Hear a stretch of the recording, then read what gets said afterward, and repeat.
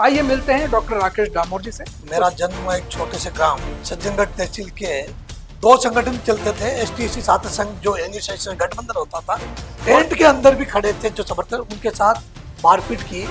और जब मैंने प्रवेश लिया, लेकिन जब फिर मेरिट बनी तो उसमें कोई विद्यार्थी आया नहीं था, तो मेरा वापस सरकारी सीट पे हो गया। जब विद्यार्थी जीवन से कॉलेज महाविद्यालय शिक्षा के समय से जब प्रोफेसर को देखता था तो मन में प्रोफेसर बनने की इच्छा थी। तो आप जब प्रोफेसर थे, जब लॉ पढ़ा रहे थे, जो 5% विषयी जो हमारा फायदा उठा रहे हैं, उसको लेकर पूरे देश भर में ये चल रहा है, वो सभी हिंदू है।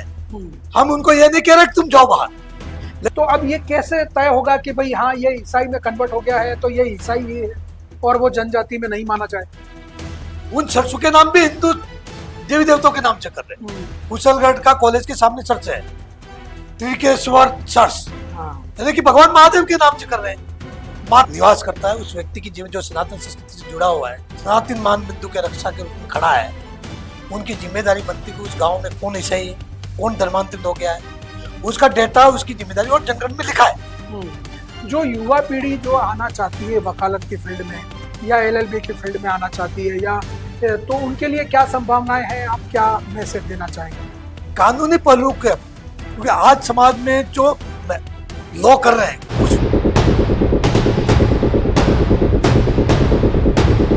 वैसे तो कानून के बारे में सबको जानना चाहिए, लेकिन ऐसा होता नहीं है। लोग कानून के बारे में ज़्यादा जानते नहीं हैं, इसलिए किसी भी कानूनी मामले में ज़रूरत पड़ती है एडवोकेट की, यानी वकील की। और जब एक कानूनवेत्ता उस घटना को या उस मामले को देखता है तो उसका दृष्टिकोण, कानून की धाराएं सब लगा करके और वो एक मामला तैयार करता है जिसमें वो अपने मुवक्किल को जिताने की कोशिश करता है।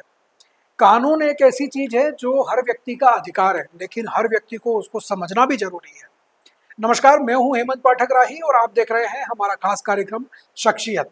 और आज हम अपने शख्सियत कार्यक्रम में एक ऐसे ही कानूनवेत्ता से मिलने वाले हैं जिनके पढ़ाए हुए कई एडवोकेट आज राजस्थान के कई कोर्ट्स में अपनी प्रैक्टिस करते हैं।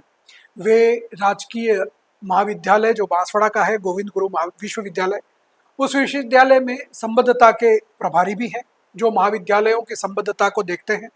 इसके अलावा वो लॉ कॉलेज को बांसवाड़ा में लाने वाले, उनको शुरू करने वाले, उसकी मान्यता दिलाने वाले भी हैं।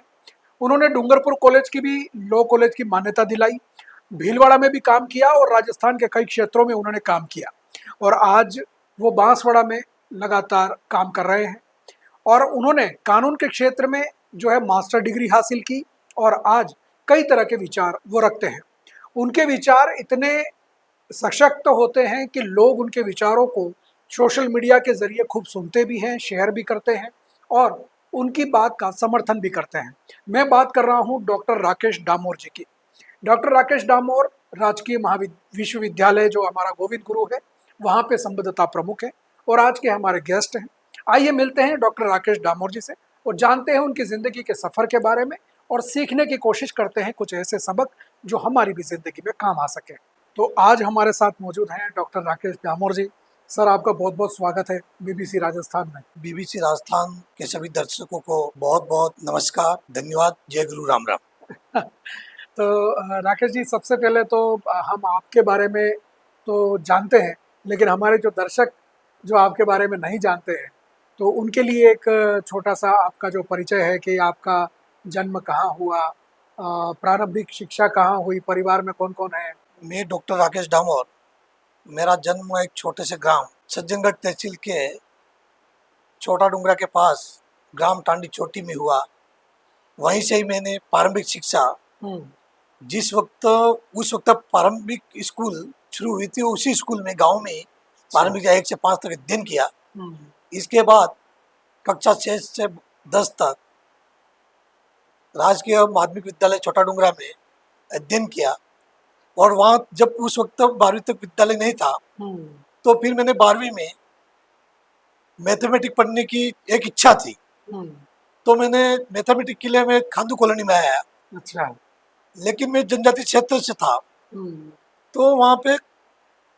क्योंकि मैं अकेला था, एक का आभास हुआ, तो मैंने घर वालों को भी बताया इन्हें, और मैं बड़ौदिया वापस एग्रीकल्चर जाके ले ली। अच्छा।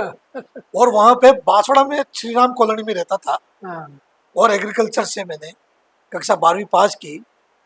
इसके बाद राजकीय महाविद्यालय हम्म, बांसवाड़ा में प्रवेश लिया, कॉलेज में महाविद्यालय शिक्षा के लिए। और छात्र जीवन में वहाँ रहने के लिए कोई जगह नहीं थी, हम्म, तो यहाँ पे दो सामाजिक क्षेत्र के छात्रावास चलते थे। हम्म, तो भारत माता मंदिर में आकर के प्रवेश लिया, अच्छा। और भारत माता मंदिर में प्रवेश लेकर के मैंने मेरी बीए की डिग्री की। हम्म, और जब बीए करते करते फिर मैंने वहाँ से राजकीय महाविद्यालय से एमए इकोनॉमिक्स से की। हम्म, और मन में एक जिज्ञासा थी, हम्म, क्योंकि कॉलेज में पढ़ता था तो कॉलेज का ही प्रोफेसर बनना, अच्छा।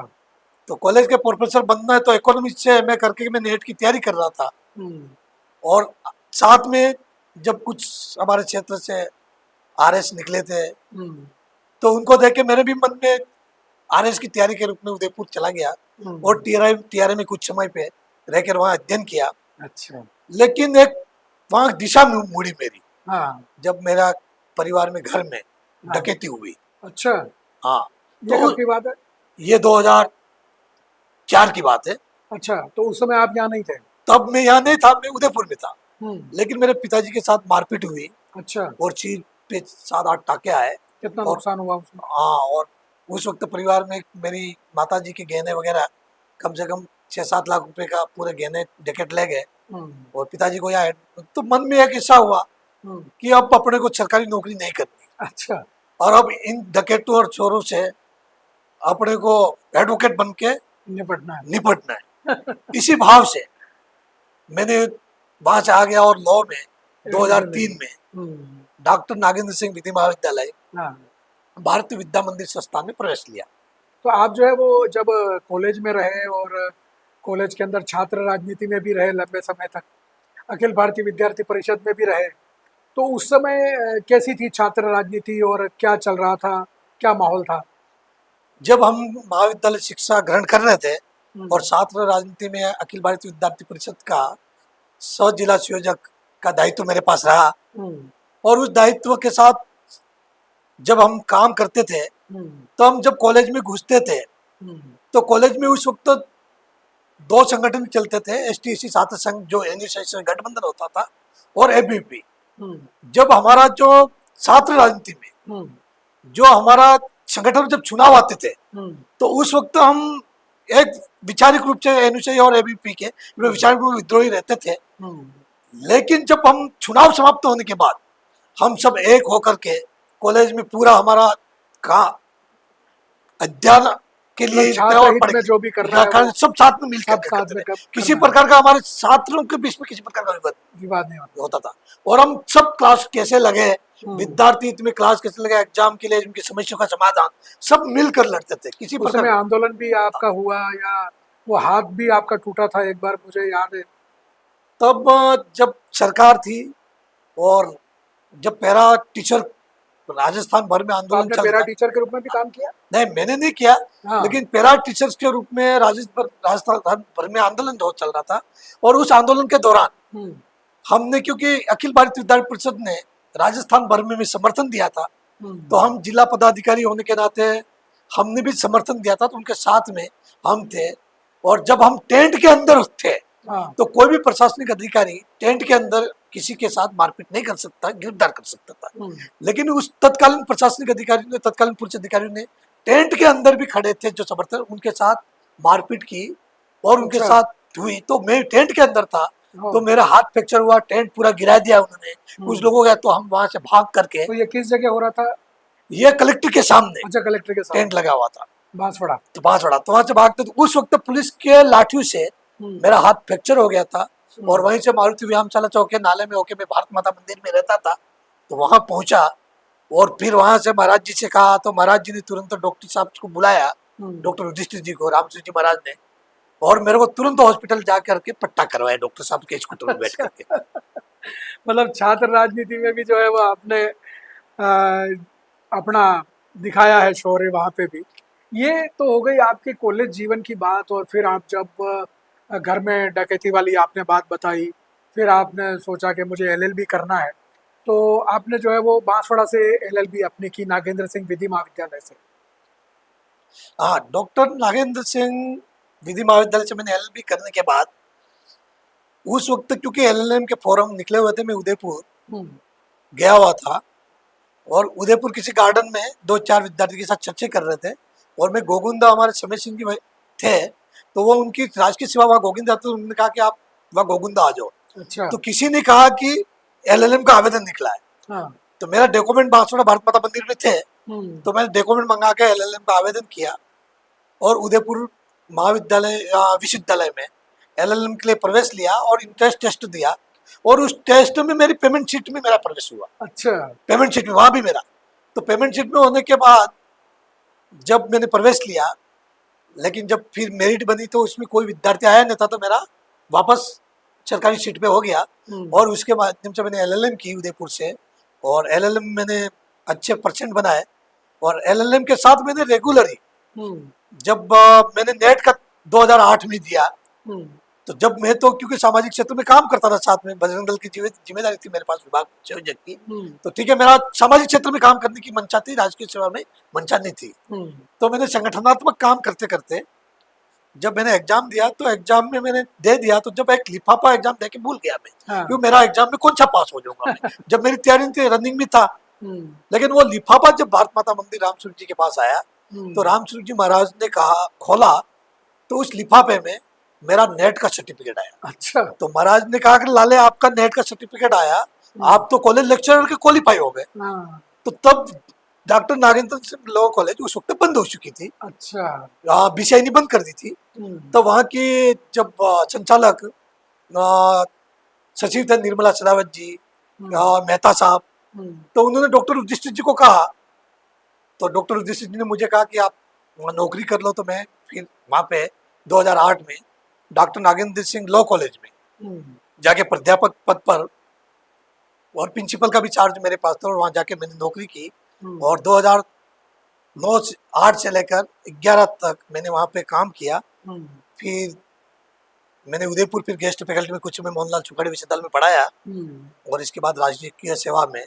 तो आपने एलएलबी की, एलएलएम किया, तो प्रैक्टिस में आने का नहीं सोचा? आज वकील जो है वो प्रैक्टिस करते हैं एलएलबी करने के बाद में, या फिर आरजेएस में जाने की सोचते हैं या न्यायिक विभाग में जाने की सोचते हैं? मेरे मन में जब विद्यार्थी जीवन से कॉलेज महाविद्यालय शिक्षा के समय से जब प्रोफेसर को देखता था, तो मन में प्रोफेसर बनने की इच्छा थी। अच्छा। तो मैंने लक्ष्य मेरा प्रोफेसर बनना ही था, वकालत करना तो मेरा वो मन में, लेकिन वो कुछ समय के लिए मेरा जग गया था। लेकिन doctor Nagendra Singh law college में यहाँ ट्राइबल क्षेत्र था और ट्राइबल ही ने यहाँ का सामान्य वर्ग के बहुत कम 9 पेपर होते, तो 9 पेपर पास करने में बहुत कठिनाई आती थी, किसी के पेपर है, लेकिन मेरे 3 साल में 9 पेपर क्लियर हो जाते थे। अच्छा। तो जो मेरे क्लियर न होते, तो मन में एक जिज्ञासा हुई कि मैं भी जीवन में कुछ कर सकता हूँ। तो मैंने नेट के साथ मैंने आरजेएस के लिए भी एग्जाम दिया और मैंने न्यायिक सेवा क्षेत्र में, राजस्थान न्यायिक क्षेत्र में मैं इंटरव्यू में गया। अच्छा। मेरा इंटरव्यू में गया, 2 नंबर से मैं सिलेक्शन से रह गया, लेकिन उसी देर में वैकेंसी मेरी वहां आई।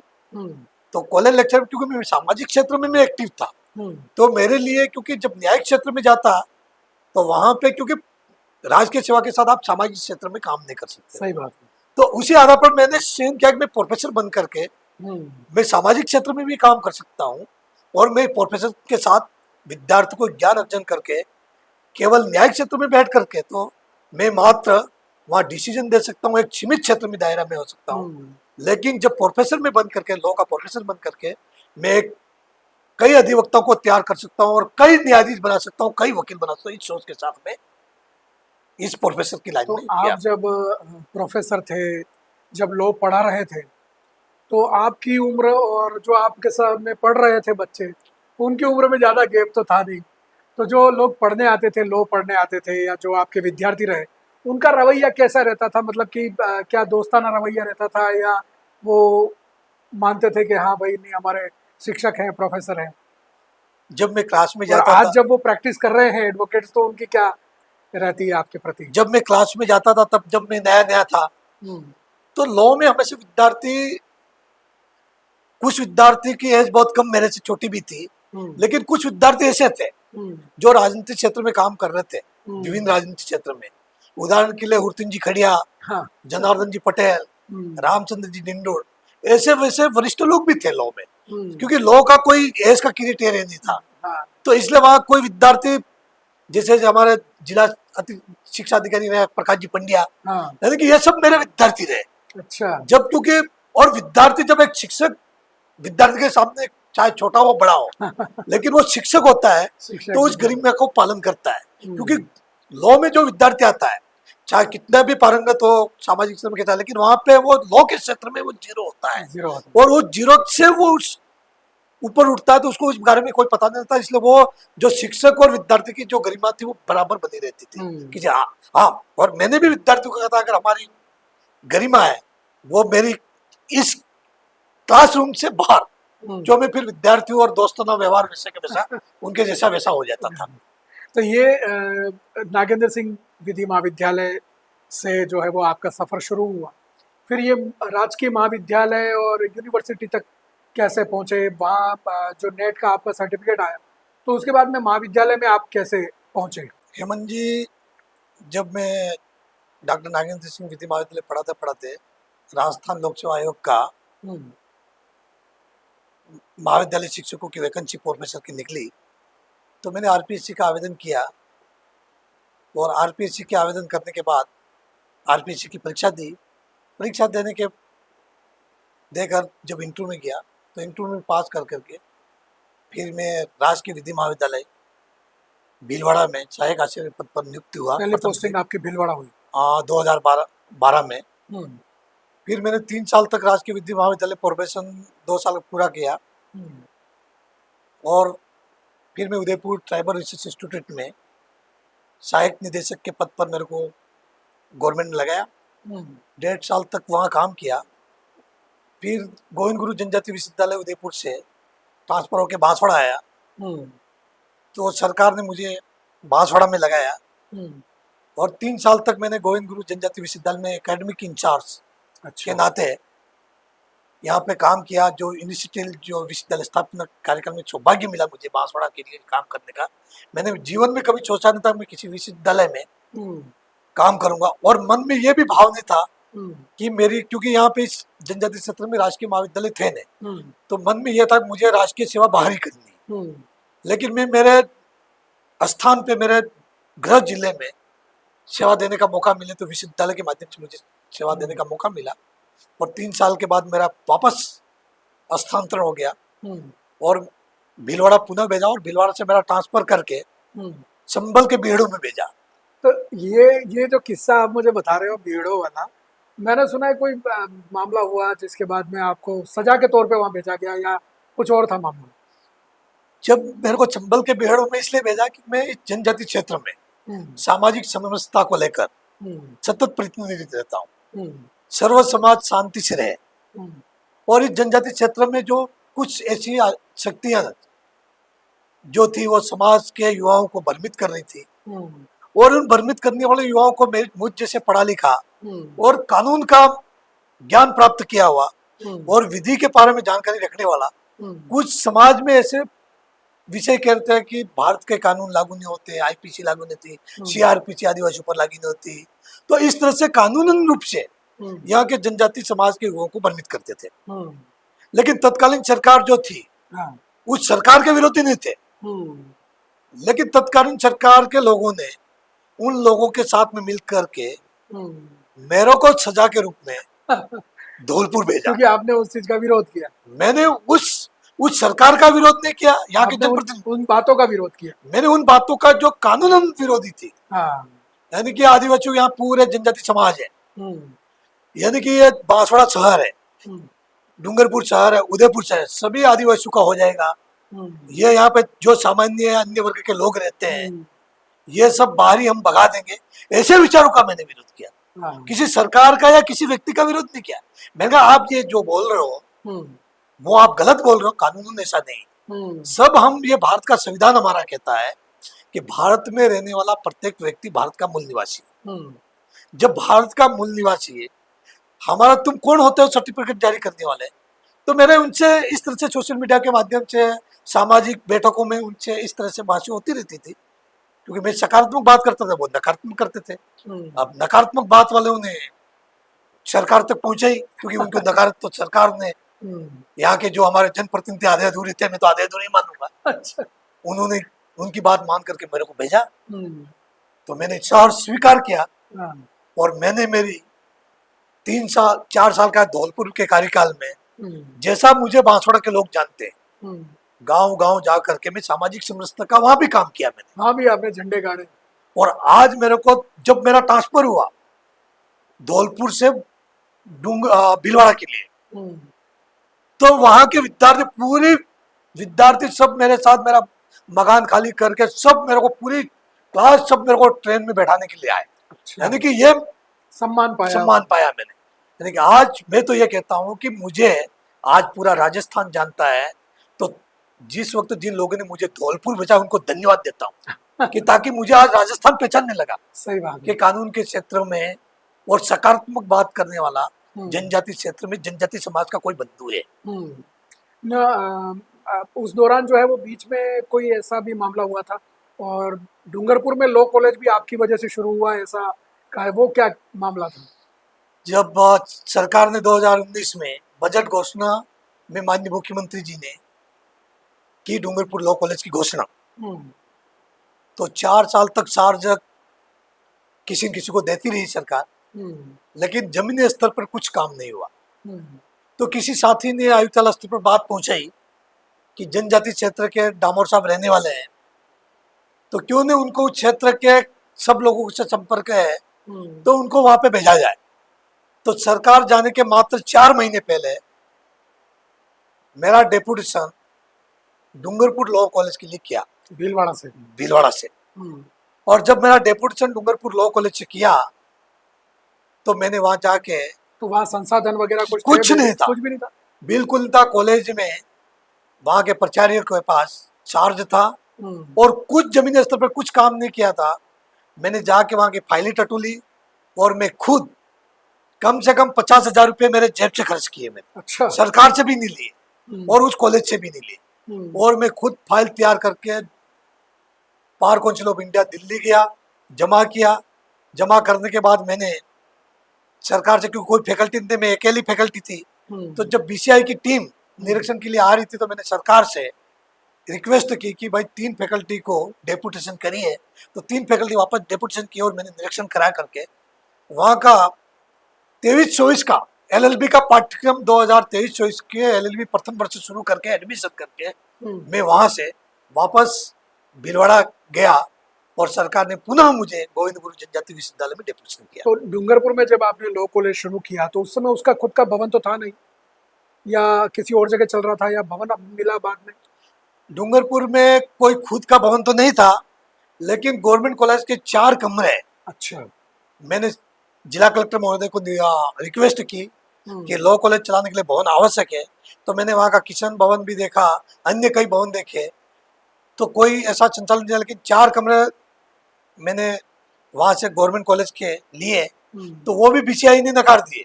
तो फिर एक कन्या महाविद्यालय में वीकेबी में नया भवन बना था और हैंडओवर भी नहीं हुआ था, और उस भवन को मैंने माननीय जिला कलेक्टर महोदय से कहा कि इस भवन को मेरे को अलॉटमेंट करवा दीजिए, तो मैं निश्चित ही, तो जिलाधीश महोदय ने अलॉटमेंट नहीं किया।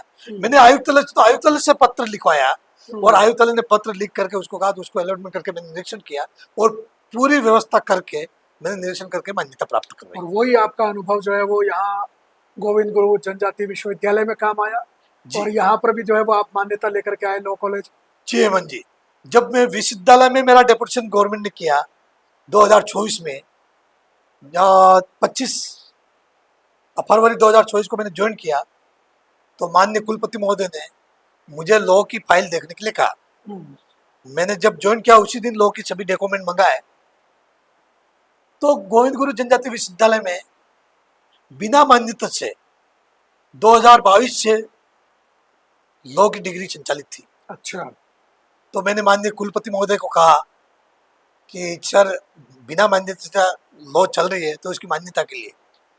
तो जब बातचीत हुई, तो लॉ के लिए जब मान्यता के लिए आवेदन दिसंबर के 31 दिसंबर लास्ट डेट होती थी, तो वो डेट भी निकल गई थी। अच्छा। फिर भी मैंने सर को एक राय दी, मैंने कहा ऑफलाइन फॉर्म भरा करके डाक से आवेदन भेज देते हैं, क्योंकि वो सीधे तो लेंगे नहीं बीसीआई हाँ। और फिर अपन ट्राई करें। तो फिर 3.5 लाख रुपए जमा करके डाक से आवेदन करके हमने डाक से भेजे। फिर मैं वहां गया और वहां जाके मैंने कहा हमारा ये स्थिति है, तो उन्होंने दिल्ली, तो उन्होंने कहा कि कुछ नहीं हो सकता।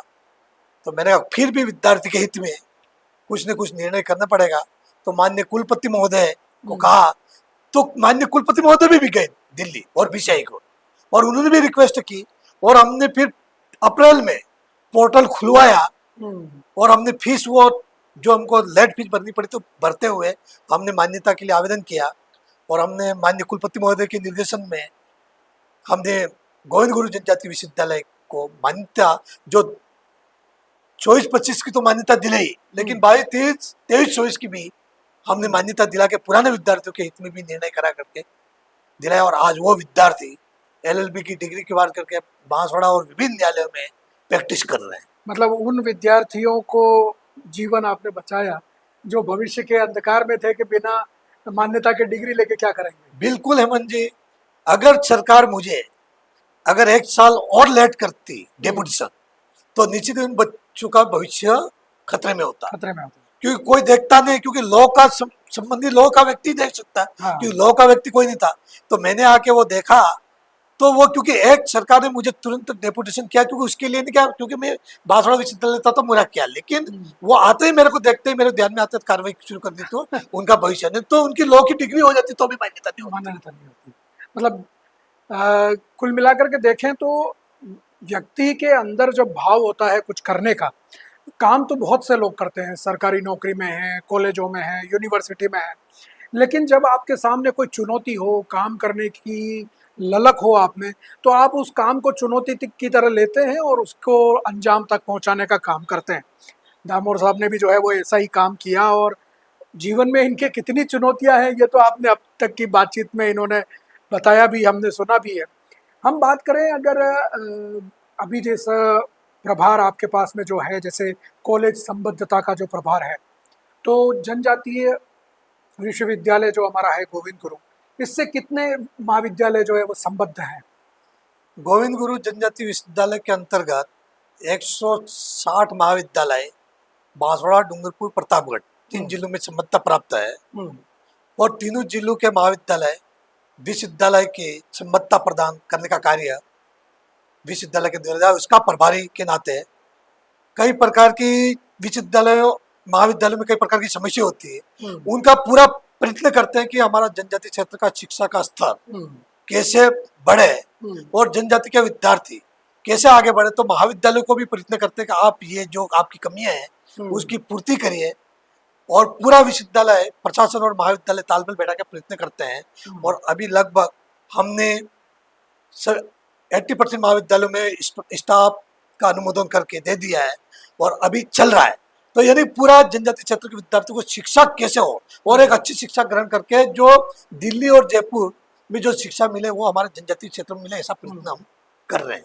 कई बार ऐसे मामले सामने आते हैं, जैसे शिक्षा का व्यावसायीकरण वाली जैसी बात अपन करते हैं, तो उसमें जैसे कई जगह क्या होता है कि कई कॉलेज ऐसे हैं कि जैसे 2 कमरों में ही कॉलेज चल रहा है, या किसी के पास में नियमानुसार भवन ही नहीं है, या नियमानुसार उसके पास में पढ़ाने के लिए जो है वो व्याख्याता नहीं है, लेकिन फिर भी बच्चों से पैसे लेकर के पढ़ा रहे हैं या ऐसा कर रहे हैं। तो ऐसे मामलों में क्या कार्रवाई होती है या इसकी जांच वगैरह होती है? बिल्कुल हेमंत जी, जांच होती है।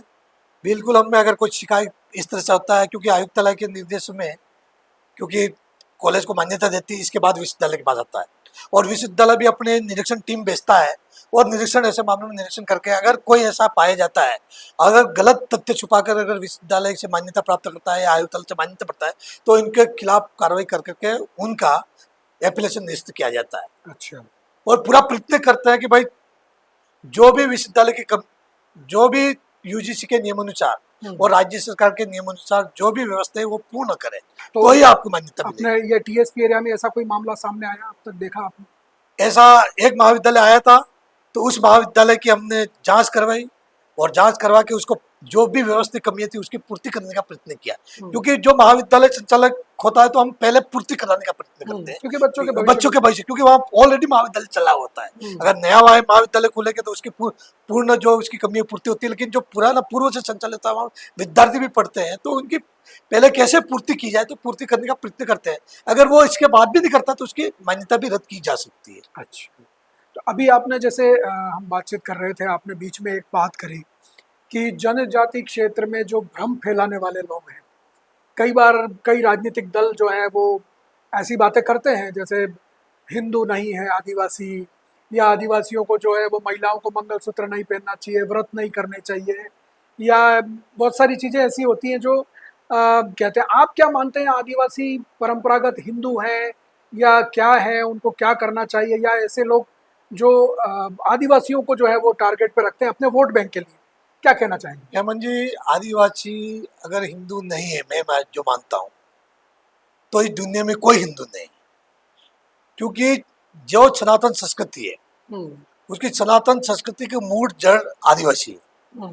और सनातन संस्कृति जो सनातन हम पंचभूत यानी कि जो पंच तत्व है वो सभी तत्व आदिवासी समाज मानता है। आदिवासी समाज की कुल देवता है, आदिवासी समाज के जितने भी देवरा है, जो गांव की देवता है, अगर गांव का वृक्ष की पूजा करता है तो जो सनातन के हिंदू समाज, संपूर्ण हिंदू समाज वृक्ष की पूजा करता है।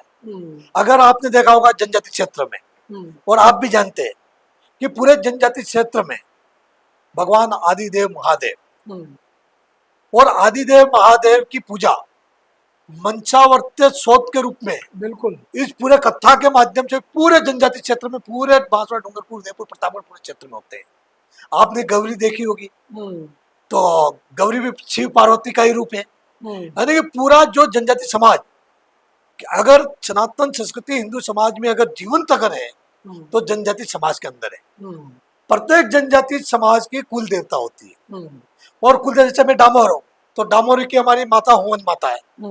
मेरे गांव में हुवन माता का देवरा है, भले वहां पे मूर्ति नहीं हो, लेकिन वहां पत्थर रख करके गांव के लोग जो भी वार थी, जो भी नई फसल होती है, उस फसल की पूजा अर्पण करके उस पर को अपने देवता को, जो हमारी माता है, उसको अर्पण करके ही अन्न ग्रहण करते हैं, नई फसल को ग्रहण करते हैं।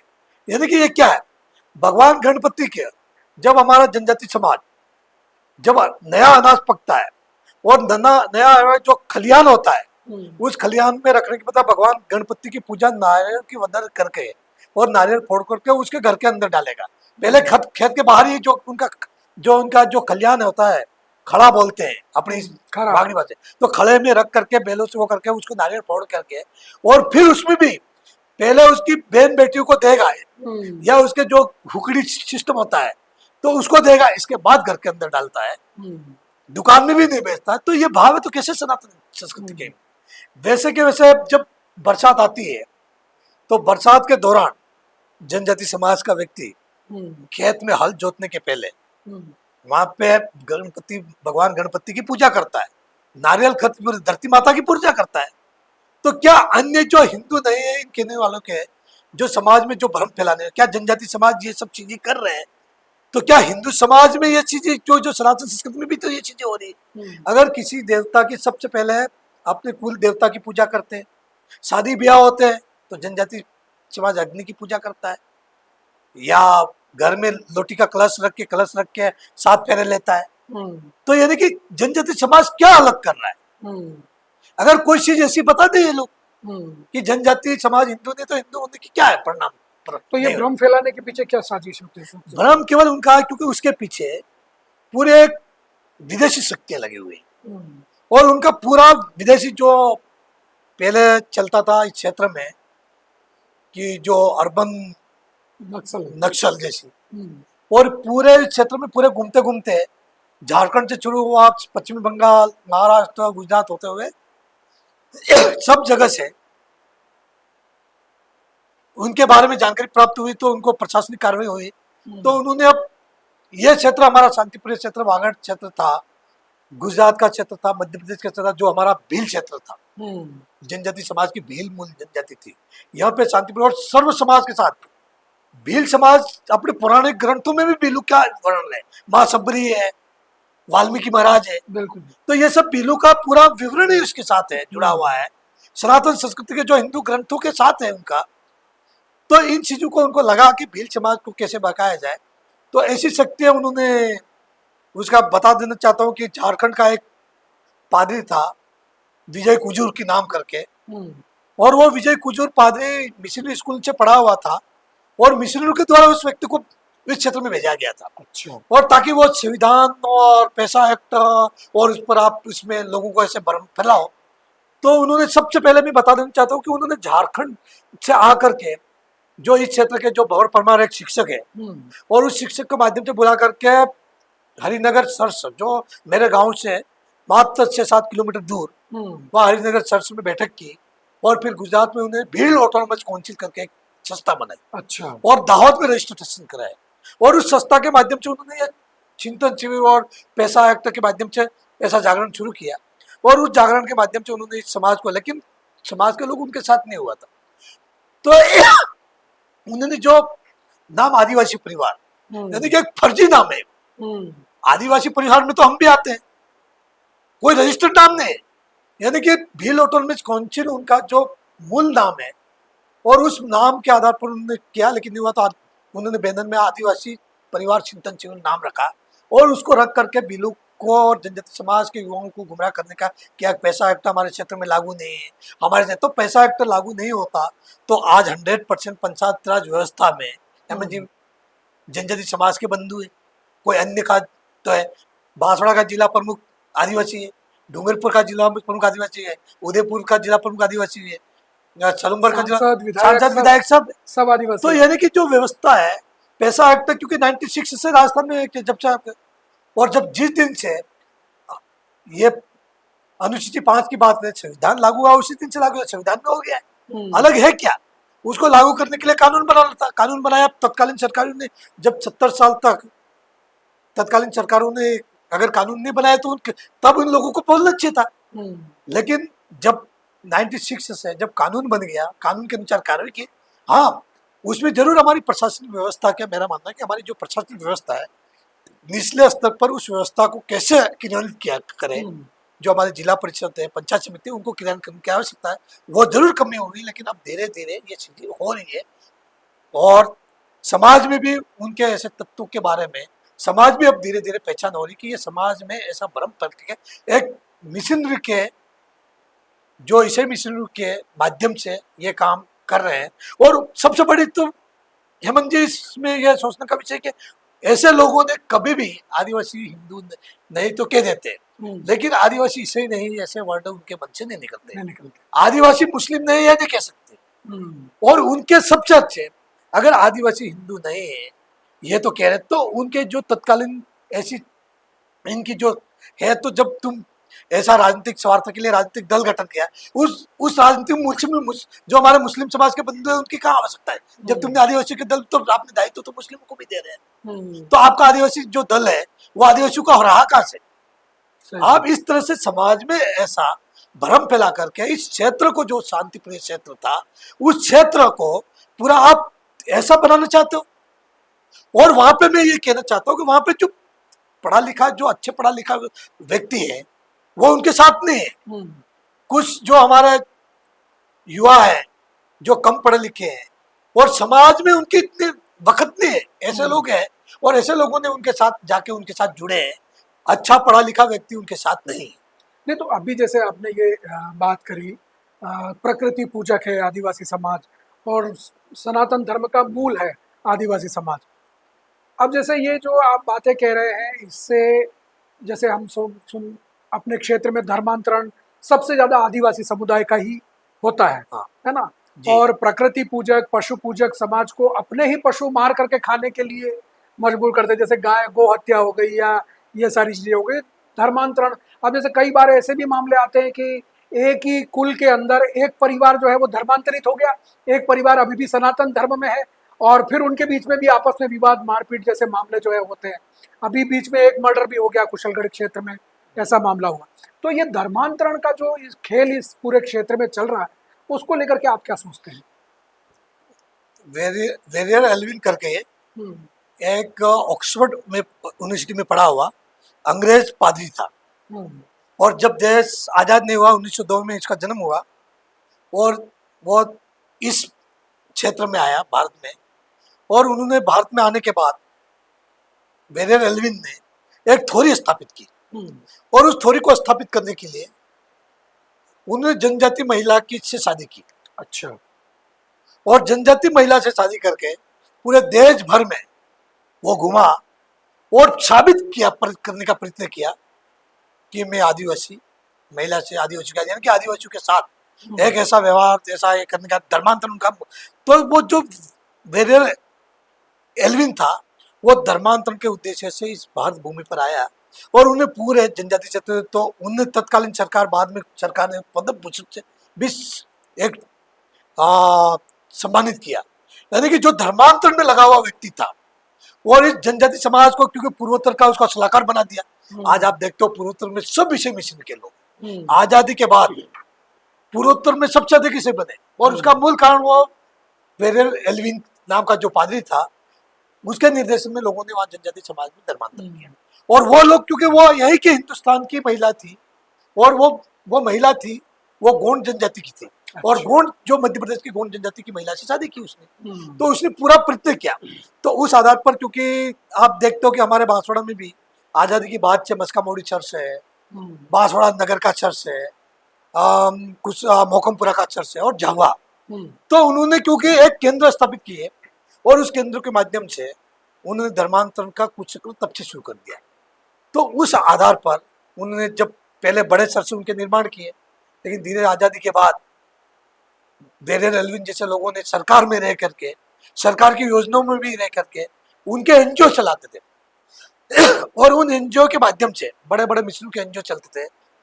और गांव में जब आजादी के बाद जो सरकारी जो भी रही, उन्होंने एनजीओ को पैसा दिया, और एनजीओ के माध्यम से उस गांव में जनजाति समाज में किसी को लकड़ी के लिए पैसा दिया, किसी को थूली दी, आप चलते थूली आटा दे करके, तेल दे करके, जो अमेरिका से आता था वो दे करके लोगों को ऐसे आकर्षित करके के एक वैसे कहते हैं प्रलोभन दे करके उन लोगों का धर्मांतरण करने का प्रयत्न किया। और यही चक्र आज भी, ऐसे धर्मांतरण करने का चक्र जो चल रहा था वो अभी रुका नहीं।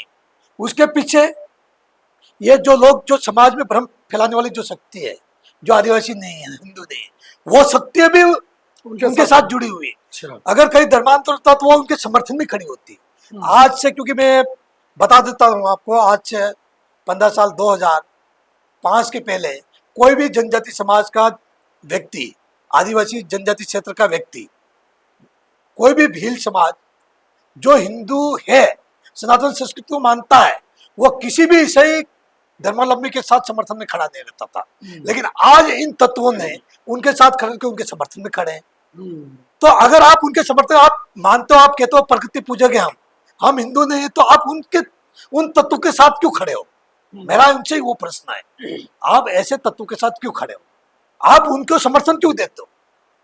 जब कहीं गौ हत्या होती है तो सनातन संस्कृति से जुड़े हुए लोग हैं, मेरे जैसा व्यक्ति गौ हत्या के विरोध करूंगा, धर्मांतरण विरोध का, तो वो उनके समर्थन में बोलेंगे। क्यों बोल रहे हैं? उनके बड़े बड़े जो नेता है वो बोल रहे हैं। आप आदिवासी हिंदू ने तो कह रहे हैं, आप कह रहे हैं जनगणना में हम ये करा देंगे। अरे आदिवासी सनातन काल से हिंदू है।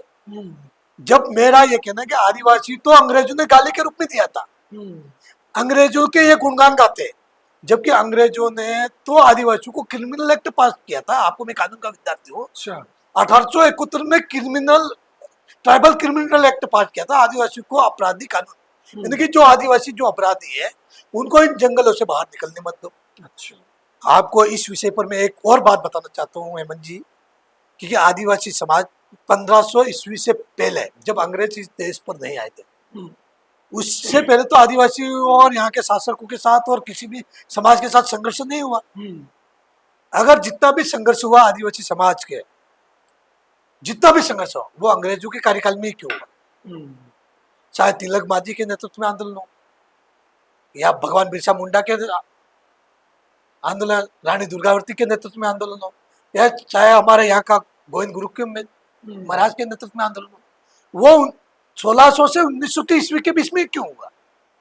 उसके पहले, जब 1900 के पहले भी तो थे, भारत था, भारत का समाज रहता था, भारत का सनातन संस्कृति को मानने वाले लोग थे, मुगल थे, क्या मुंगलों के समाज तो आदिवासी समाज महाराणा प्रताप के साथ था, सही बात। हल्दी घाटी के युद्ध के साथ, राणा पूजा के साथ लड़ने के लिए। हम्म। तब तो आदिवासी समाज हिंदू था। आज भी मेवाड़ के राज्य चिन्ह में जो है वो भाला लेके आदिवासी का चिन्ह भी एक तरफ है, है। है तो राणा पूजा और महाराणा प्रताप, यानी कि जो सामाजिक समरसता का जो भाव तो वैसे है। हम्म। और उसके पहले भी हमारी विभिन्न जातियों के साथ मिल करके भील समाज ने हमेशा संघर्ष किया, चाहे मुंगलों के साथ हो या हूणों के साथ हो। जितने भी इस भारत भूमि पर आक्रमण हुए हैं वो आदिवासी समाज, जनजाति समाज, भील समाज ने और इस भारत भूमि के संपूर्ण जनजाति समाज ने। केवल जो विवाद खड़ा हुआ है 1900 ईस्वी से लेकर 1500 से लेकर 1900 ईस्वी तक, क्योंकि भले जनजाति समाज के लोग शासक रहे, क्योंकि हम क्षत्रिय रहे, मैं कह रहा हूँ आदिवासी समाज, क्षत्रिय, जनजाति समाज, क्योंकि हम राजा रहे। सही बात। और सभी रहे, सबका ताल में राजा था। इसका मतलब यह नहीं था कि किसी जाति को आप पीछे, लेकिन सबने साथ मिलकर के, सबने जाति को, जैसे हमारा पुरोहित था तो पुरोहित ने उनको साथ दिया, क्योंकि जितना भी शासन व्यवस्था थी सबको मिलकर थी, हर व्यवस्था। तो ये जो धर्मांतरण का जो चल रहा है बांसवाड़ा जिले में, तो इसका क्या समाधान देखते हैं आपके? क्या किस तरह से इसका समाधान हो सकता है या क्या करना चाहिए ऐसा? धर्मांतर, जैसे अभी सरकार ने धर्मांतरण विरोधी कानून भी बना दिया, तो अब जो है क्या लगता है कि मतलब इसमें कमी आएगी? धर्मांतर सरकार ने पास किया है। धर्मांतर के विरोध में, हमारे संविधान में भी धर्मांतर के विरोध में दे रखा है, सैनिक संविधान में धर्मांतर तो, लेकिन उसका जो आर्टिकल 25 में जो प्रोविजनल दिया कि धर्म प्रचार की सबको छूट है, तो प्रचार करने के लिए। लेकिन आप किसी को पैसे दे के, प्रलोभन दे के, बीमारी के नाम से या किसी अन्य विषय को लेकर के आप बुला के आप उसके घर पे जा करके और आप जबरन धर्मांतरण करोगे, तो संविधान में भी ये कहते हैं कि आप ऐसा नहीं कर सकते हो। केवल प्रचार, आप किसी धर्म का प्रचार कर सकते हो, लेकिन आप किसी व्यक्ति को धर्मांतरण, जब हमारा देश आजाद हुआ तब लोग कितने धर्मांतरित थे, और आज धर्मांतरण की संख्या कितनी बढ़ गई। और जो जनजाति समाज के इस पूरे ट्राइबल क्षेत्र में, जनजाति समाज का पूरे अनुसूचित क्षेत्र में आज जो जनजाति समाज है वो आज भी हिंदू है, सनातन हिंदू है। धर्मांतरित होने के बाद भी उसके नाम हिंदू है। राम सिंह है, राम है, कल सिंह है, वीर सिंह है, कन्नाराम है, कृष्ण है, सविता है, पार्वती है, लेकिन यशोदा है। आप जो ये कह रहे हो, इसमें एक सवाल ये भी खड़ा होता है कि जैसे आदिवासी समुदाय को एसटी एससी आरक्षण का लाभ मिलता है, लेकिन जो ईसाई समुदाय के बन गए या ईसाई बन गए उनको इसका लाभ नहीं मिलता। लेकिन यहाँ के जो कई आदिवासी जो धर्मांतरित हो गए वो भी अभी एसटी एससी का लाभ ले रहे हैं, आरक्षण का लाभ ले रहे हैं। इसको लेकर के डीलिस्टिंग की मांग जो है वो लंबे समय से इस क्षेत्र में की जा रही है कि भाई जो धर्मांतरित हो गए हैं उनको इस समुदाय की लिस्ट से अलग किया जाए, इस लाभ से वंचित किया जाए। और सुप्रीम कोर्ट ने भी हाल ही में एक फैसला इसको लेकर के दिया था कि जिन्होंने अपना धर्म बदल लिया है वो एसटी एससी के आरक्षण का और इसके कानूनी प्रावधानों का लाभ नहीं ले सकते। तो ये डीलिस्टिंग की प्रक्रिया क्या है और कैसे संभव हो सकती है? हेमंत जी, जब देश आजाद हुआ हमारे संविधान सभा में डिबेट चल रही थी, हमको वहां जाना पड़ेगा। जब इस देश में जब संविधान निर्माण समिति बनी, डॉक्टर भीमराव प्रारूप समिति के अध्यक्ष डॉक्टर भीमराव अम्बेडकर थे। जब संविधान सभा के सभी सदस्यों के बीच में जब बहस चली थी और उस बहस में डॉक्टर भीमराव अम्बेडकर ने अनुसूचित जनजाति के लिए, अनुसूचित जाति के लिए समान रूप से अधिकार देने का प्रोविजन करने का प्रयत्न किया था। लेकिन वही ऑक्सफोर्ड यूनिवर्सिटी में पढ़ा हुआ, इसे स्कूल में पढ़ा हुआ जयपाल सिंह मुंडा नाम का एक जनजाति समाज का बंधु था। अच्छा। वो धर्मांतरित विषय थे, जो वेरियर एल्विन का शिष्य था। अच्छा। और उसी के माध्यम से उन्होंने जो हमारे संविधान में आर्टिकल, जब अनुच्छेद का, जब अनुसूचित जाति जनजाति के लिए चल रहा था, तो बाबा साहब अम्बेडकर ने आर्टिकल 341 में प्रोविजनल किया कि अगर कोई व्यक्ति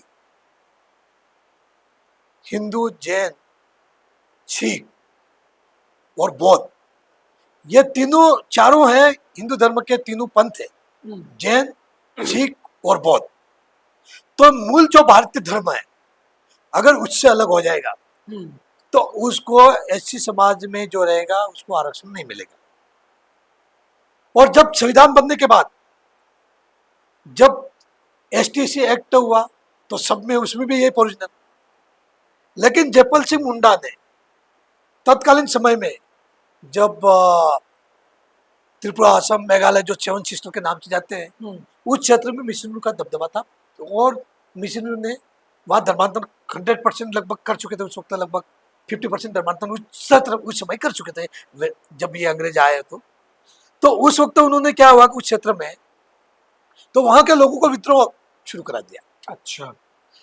और जयपाल सिंह मुंडा के नेतृत्व में उन्होंने पूरा मिशनरी, और सरकार में तत्कालीन सरकार में थे, नेहरू जी थे, जितने ये जो सरकारी लोग थे, जो सरकार में तत्कालीन लोग थे, उन लोगों ने संविधान सभा में सबने कहा कि नहीं, जैसी व्यवस्था अनुसूचित जाति में वैसी अनुसूचित जनजाति में। लेकिन वो शब्द एक ही लाइन के कारण वो आज फायदा उठा रहे हैं। हम्म, लेकिन तब कांग्रेस के ही सांसद तत्कालीन बिहार के डॉक्टर कार्तिक उरांव जी, हम्म, उनके जब सांसद बने, वो कांग्रेस के सांसद बने, लेकिन 20 साल तक उन्होंने पूरे देश में अनुभव किया। अच्छा। और उस अध्ययन करने के बाद बाबा कार्तिक उरांव को हम्म, 20 साल के बाद उसने एक पुस्तक बाबा कार्तिक उरांव की 20 साल की काली रात। अच्छा। और 20 साल की काली रात यानी कि 20 साल उन्होंने देश की आज़ादी के बाद 1968 तक उन्होंने अनुभव किया कि 20 सालों में जो मूल जनजाति थे हम्म, उनका शिक्षा का स्तर बहुत कम था, उनकी राजकीय सेवा में या आरक्षण कोई फायदा उठा ही नहीं रहे थे।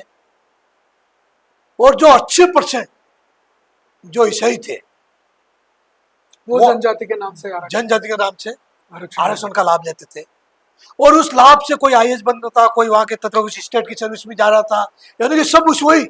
हम्म, और मात्र 20% जो हमारा मूल जो 80% लोग हैं सनातन हिंदू, हम्म, 80% सनातन हिंदू थे। और मात्र वो 10% 5% लोग ईसाई थे या मुस्लिम थे जो सनातन हिंदू धर्म से अलग होकर के उन्होंने धर्म परिवर्तन कर लिया था, वो लोग फायदा उठा रहे थे। तो बाबा कार्तिक उरांव ने, तत्कालीन सरकार इंदिरा गांधी की सरकार थी, और उनको जाके कहा कि ये जो विषय है, इस विषय को जो अनुसूचित जाति में जो व्यवस्था है वो अनुसूचित जनजाति में करिए। और उसके लिए उन्होंने लगभग पूरे देश भर के 400 सांसदों के हस्ताक्षर करवाए। अच्छा। और उन 400 सांसदों के हस्ताक्षर करा करके इन माननीय प्रधानमंत्री इंदिरा गांधी के पास गए और उन्होंने ज्वाइंट पार्लियामेंट्री समिति के सामने उनको प्रस्ताव को रख दिया। लेकिन तत्कालीन में उन 6-7 राज्यों में, केरल वगैरह इन राज्यों में ईसाई मुख्यमंत्री थे, हम्म, तो उनके दबाव में इंदिरा गांधी ने वो प्रस्ताव, वो संविधान संशोधन नहीं किया।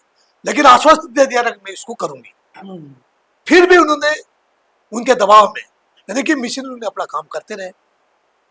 लेकिन 1995 से जब ये बात कल्याण आश्रम को पता लगी, हम्म, और कल्याण आश्रम के माध्यम से पूरे जनजाति क्षेत्र के जो सकारात्मक सोचने वाले लोगों ने इस डॉक्टर कार्तिक उरांव जो कांग्रेस के सांसद थे उसी बात को आगे करके प्रयत्न करके जनजाति सुरक्षा मंच की गठन की और गांव-गांव में समिति बनाई और उन समितियों के माध्यम से समाज का जागरण किया।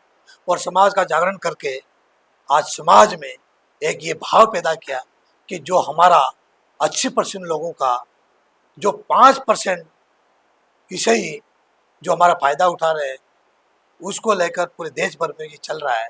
और निश्चित ही हमको विश्वास है कि उसके माध्यम से डीलिस्टिंग होकर रहेगी और संविधान संशोधन होकर रहेगा। और हम ये मान रहे हैं जो हमारा जनजाति बंधु है जो इस पूरे जनजाति क्षेत्र में वो सभी हिंदू है, हम उनको ये नहीं कह रहे कि तुम जाओ बाहर, लेकिन जो भी जनगणना में अगर ओदर लिख दिया या ईसाई लिख दिया तो निश्चित ही वो बाहर जाएंगे और बाहर जाएंगे तो निश्चित उनको इस आरक्षण का फायदा नहीं। और अगर वास्तव में आप ईसाई तो लिखिए, आप अपने रिकॉर्ड में हिंदू लिखते क्यों? नहीं, मेरा सवाल इसीलिए ही है क्योंकि जैसे अभी जैसे ये डीलिस्टिंग की मांग की जो बात है कि जो ईसाई धर्म में परिवर्तित हो गए या मुस्लिम धर्म में परिवर्तित हो गए उनको बाहर करने की मांग की जा रही है। और अभी ये जो जनगणना हो रही है, तो जनगणना में अभी हमने पहले भी देखा कि भले वो ईसाई में कन्वर्ट हो गए या मुस्लिम में कन्वर्ट हो गए, लेकिन उन्होंने सभी सर्टिफिकेट में या जगह जहाँ है वो वहाँ अपनी जाति जो है वो जनजाति ही लिखवा रखी है।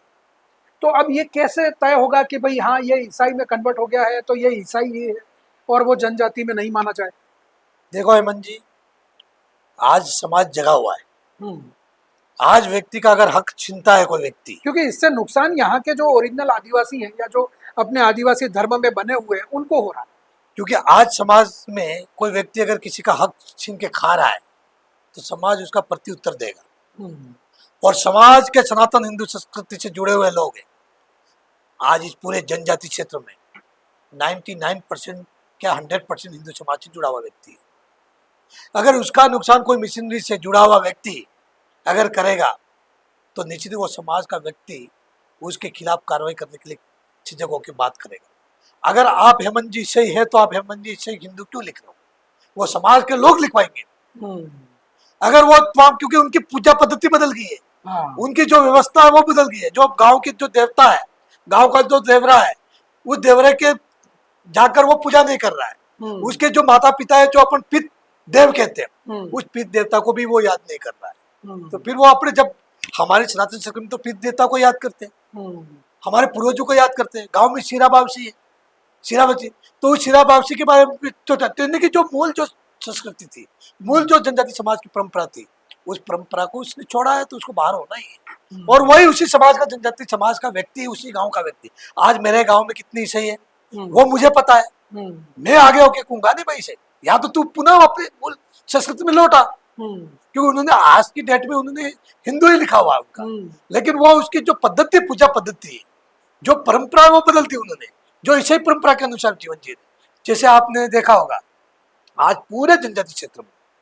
ये धर्मांतर जितने भी चर्च बने हुए, उन चर्चों के नाम भी हिंदू देवी देवताओं के नाम से कर रहे हैं। कुशलगढ़ का कॉलेज के सामने चर्च है, त्रिकेश्वर चर्च, यानी कि भगवान महादेव के नाम से कर रहे हैं। मातेश्वरी चर्च, ये क्या है? इनकी जो सनातन संस्कृति, हिंदू संस्कृति के मूल बिंदु के साथ आज आप जाओगे, जब नवरात्र आएंगे, क्या कभी किसी विदेशी धर्म के लोग आज से या विदेशों में जाके कोई गरबा खेलते हैं क्या?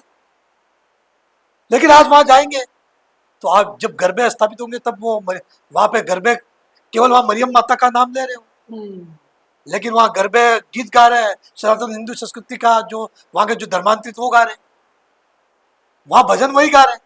आप उनके जब चर्चों में जाओगे, आप अध्ययन करिए, और उन चर्चों में जाओगे जो रविवार के दिन होता है, तो भजन वही जनजाति समाज की प्रथम संस्कृति का भजन गा रहे हैं, लेकिन केवल देवता का नाम वो ले रहे हैं। अरे यीशु मसीह जो वहां का सनातन देवता जो धर्मांतरित है, क्या उस देवता से, उस नाम से, वो तो सनातन हिंदू संस्कृति या सनातन जो मूल बिंदु का देवता है, आप उसको जोड़ के, आपने चर्चों से कई कई गीत सुने होंगे।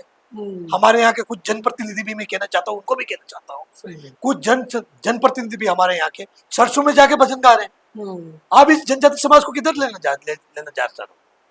चर्चों में जाकर के आप भजन गा रहे हो, और उस समाज को कह के आप जाइए उनके साथ, हम नहीं कह रहे, लेकिन आप जनजाति समाज के जो मूल सनातन संस्कृति का भजन जाके वहां गा रहे हो, और इस समाज को, भील समाज को किधर ले जा रहे हो? क्या विदेशी संस्कृति की तरफ ले जा रहे हो? आप धर्मांतर करना चाहते हो? तो इस चीजों के लिए समाज सबको देख रहा है, कौन व्यक्ति धर्मांतर के पक्ष में, कौन व्यक्ति धर्मांतर के विरोध में, और कौन व्यक्ति मूल संस्कृति के साथ है। और जो इस भारत भूमि को कोई मिटा नहीं सका है, जो मूल संस्कृति, हजारों आक्रमण हुए, लेकिन भारत की मूल संस्कृति आज भी है, और इस सनातन संस्कृति को कोई नहीं मिटा सकता। मतलब आपकी बात से ये समझ में आता है कि जो उस क्षेत्र का निवासी है, जो मूल संस्कृति में है या मूल आदिवासी अपने धर्म में बना हुआ है, उसकी जिम्मेदारी है कि अपने क्षेत्र में कौन कन्वर्ट हो गया है या कौन व्यक्ति जो है जिसने अपनी पूजा पद्धति बदल दी है, उसको जो है वो बताना ज़रूरी है जनगणना के दौरान, ताकि ये पता चल सके कि हाँ भाई ये धर्मांतरित हो गया है, और उसके जो है वो डीलिस्टिंग की प्रक्रिया हो सके। बिल्कुल, जिस गांव में निवास करता है उस व्यक्ति की जीवन जो सनातन संस्कृति से जुड़ा हुआ है, सनातन मान बिंदु के रक्षा के रूप में खड़ा है, उनकी जिम्मेदारी बनती कि उस गांव में कौन ईसाई है, कौन धर्मांतरित हो गया है, उसका डेटा, उसकी जिम्मेदारी, और जनगणना में लिखा है। जब वो अगर वो आता है मूल संस्कृति में तो हम स्वीकार करते हैं, क्योंकि मतांतरण होता है। हाँ। और धर्मांतरण मैंने मतांतरण मैंने मत बदल दिया उसने, और अपना मत बदल दिया। मत जो हमारी मूल संस्कृति है, जो हमारे पूर्वजों की पूजा करना, हमारे गांव की देवता की पूजा करना, हमारी जो वृक्ष की पूजा करना, हम तो नदी की पूजा करते हैं, जल की पूजा करते हैं, हम तो आकाश की पूजा करते हैं, वायु की पूजा करते हैं। तो क्या ये व्यक्ति, हम चंद्रमा की पूजा करते हैं, सूर्य देवता को जल चढ़ाते हैं, तो क्या वो व्यक्ति वो कर रहा है क्या? यही तो संस्कृति बदल रहा है, यही तो मतांतरण हो रहा है उनका। और अगर एक व्यक्ति अगर एक गांव में मत बदल लेता है तो वो राष्ट्र विरोधी हो जाता है, उस देश का विरोधी होता है, उस समाज का विरोधी होता है, उस संस्कृति का विरोधी होता है, और उस गांव का विरोधी होता है। और वही लोग आज गोहत्या कर रहे हैं। आपने बताया गोहत्या, कई केस हुए ऐसे। आज जितनी भी गोहत्या में वो लोग पकड़े गए, वो मतांतरित व्यक्ति पकड़ा गया है, कोई हिंदू नहीं पकड़ा गया उसमें। क्यों? क्योंकि वो उन लोगों को गो हत्या, गो मांस भक्षण करने की शिक्षा देते हैं। और हमारी सनातन संस्कृति वो किसी की हत्या करने में प्रतिबंधित करती है, क्योंकि हम मूल संस्कृति से जीव है, जो सबका जीव का कल्याण की बात करते हैं। और जो जीव है वो सब हमारी संस्कृति से जुड़ा है। अगर मनुष्य जीव है तो जो हमारी चिट्टी भी जीव है, पशु भी जीव है, जितने भी जीव है, तो उसकी रक्षा करने के सनातन संस्कृति काम करती है। क्योंकि यही कारण है कि जो आदिवासी समुदाय है या जो प्रकृति पूजक समुदाय है, जो अपने जल, जंगल, जमीन, पशु से प्रेम करता है, उन्हें भ्रष्ट करने का, उन्हें समाज से अलग करने का क्या तरीका हो सकता है? क्योंकि हमने भी 30 साल से पत्रकारिता के जीवन में कई ऐसे मामले देखे कि जब कोई व्यक्ति आदिवासी समुदाय का बीमारी से पीड़ित है या किसी तरह की आर्थिक परेशानी में है, सामाजिक परेशानी में है, तो उन्हें ये बरगलाया जाता है कि आप गाय का मांस, गाय को काट करके खाइए तो आपकी ये परेशानी दूर हो जाएगी। और ऐसे कई मामले सामने आए जिनके ऊपर कानून ने कार्रवाई भी की। और जब व्यक्ति गाय की हत्या करता है, कोई एक परिवार गाय की हत्या करता है, तो गाय इतना बड़ा जीव है कि वो अकेला तो खा नहीं सकता या अकेला उसका भक्षण कर नहीं सकता, तो वो अपने परिवार के, अपने समाज के, अपने समुदाय के दूसरे लोगों को भी बुलाता है और उनके साथ मिलकर के जो है वो गौ हत्या का पाप करता है। लेकिन उसके बाद समाज में उसके प्रति एक अपनापन खत्म हो जाता है, एक कुदृष्टि आ जाती है, और इसी कुदृष्टि का फायदा धर्मांतरण करने वाले लोग उठाते हैं और उन्होंने कहते हैं कि अब आपके समाज में तो आपकी इज्जत रही नहीं, आप जो है वो ईसाई समुदाय में आ जाइए, और इस तरह से धर्मांतरण के मामले होते हैं। धर्मांतरण हो, डीलिस्टिंग हो, या आदिवासी हिंदू नहीं है ऐसा कहने की बातें हो, ये ऐसे विवाद हैं जो इस जनजाति क्षेत्र में लंबे समय से चले आ रहे हैं। अब इन विवादों का क्या अंत हो सकता है, क्या समाधान हो सकता है, ये तो आने वाला समय बताएगा। लेकिन अभी जैसे जनगणना का काम शुरू हो गया है, अब इस जनगणना के काम में डीलिस्टिंग की जो बात आ रही है, और जिस तरह से राकेश जी ने बताया कि क्या जिम्मेदारी समाज निभा सकता है, अगर ऐसा कुछ होता है तो ये समाज को देखने वाली बात है। आज राकेश जी से बात करके हमें बहुत कुछ सीखने को मिला, बहुत कुछ समझने को मिला, आदिवासी समाज की परंपराओं को जानने का मौका मिला, आदिवासी समाज के ऐतिहासिक तत्व को हमें समझने का अवसर मिला। और राकेश जी ने बहुत सारी बातें ऐसी बताई हैं जो आज आदिवासी समुदाय उनको समझने की कोशिश करेगा। राकेश जी, जो आप एडवोकेट हैं, आप जो है वो प्रोफेसर भी रहे हैं, जो युवा पीढ़ी जो आना चाहती है वकालत की फील्ड में या एलएलबी की फील्ड में आना चाहती है, या तो उनके लिए क्या संभावनाएं हैं, आप क्या मैसेज देना चाहेंगे? बिल्कुल हेमंत जी, जो युवा पीढ़ी विधिक क्षेत्र में अपना ज्ञान अर्जन करनी चाहती है, निश्चित ही अभी वर्तमान समय में जितनी भी फील्ड है इसमें स्कोप केवल विधिक क्षेत्र में बहुत ज़्यादा है। क्योंकि वो व्यक्ति अगर लॉ करता है तो लॉ करने के बाद सामाजिक क्षेत्र में भी काम कर सकता है, न्यायिक क्षेत्र में भी काम कर सकता है, एडवोकेट बन करके भी समाज को कुछ न कुछ, यानी कि व्यक्ति समाज को, और प्रोफेसर मेरे जैसे प्रोफेसर भी बन सकता है। यानी कि कई रास्ते खुल सकते हैं उस व्यक्ति के, और उन रास्तों के माध्यम से समाज में एक सकारात्मक कानूनी पहलू के, क्योंकि आज समाज में जो लॉ कर रहे हैं, कुछ विद्यार्थी लॉ करने के बाद अध्ययन करते नहीं है और केवल डिग्री ले करके वही उन भ्रमित तत्वों के चक्कर में पड़ जाते हैं। तो मेरा ऐसा आश्वस्त है कि उन वास्तविक कानूनी जो पहलू है उसका वास्तविक अध्ययन करिए, और जो वास्तविक कानून में जो प्रोविजनल दे रखा है उन प्रोविजनल के आधार पर समाज को चलाने का प्रयत्न करिए, ताकि समाज एक दिशा दे और समाज में दिशा देते हुए समाज को नई ऊर्जा मिले और उस क्षेत्र का, इस जनजाति क्षेत्र को सब भाईचारे के रूप में स्थापित होकर के एक नई ऊर्जा के साथ भारत के विकास में हम सब भागीदार बने। ये बात मैं नए युवाओं को कहना चाहता हूँ। तो युवा पीढ़ी जो है वो राकेश जी को जो सुन रही है उनकी बातों को ज़रूर अमल करें। और अगर आप न्यायिक क्षेत्र में आना चाहते हैं तो डामोर साहब ने बताया ही है कि किस तरह से आप बीए करने के बाद में एलएलबी कर सकते हैं, न्यायिक क्षेत्र में जा सकते हैं, लोगों को न्याय दिलाने में मदद कर सकते हैं। तो आपको ये कार्यक्रम कैसा लगा हमें ज़रूर बताएं। हमारे यूट्यूब, इंस्टाग्राम, एक्स और फेसबुक पे जाके आप ये कार्यक्रम देख सकते हैं और वहाँ अपने कमेंट ज़रूर करके बताएं कि आपको ये कार्यक्रम कैसा लगा। इस कार्यक्रम में जो विचार सामने आए, जो मुद्दे सामने आए, उन पर आपकी क्या राय है, आप हमें ज़रूर बताएं। आप हमें व्यक्तिगत रूप से कोई संदेश भेजना चाहें तो हमारा मोबाइल नंबर है 9414102499।